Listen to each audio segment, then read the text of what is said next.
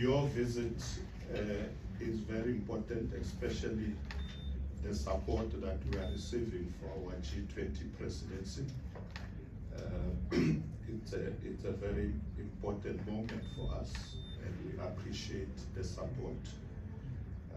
The president will be meeting with you later on to discuss the issue of elevating our relationship to a strategic relationship. We are quite happy that we are moving in that direction because the relationship between us and Vietnam is very important historically.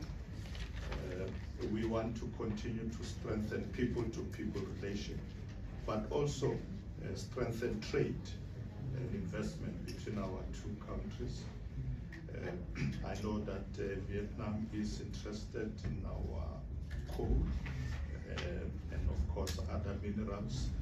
So those are the discussions we will have to ensure that we can trade between our two countries. We will be addressing the business forum this morning, South Africa Vietnam Business Forum.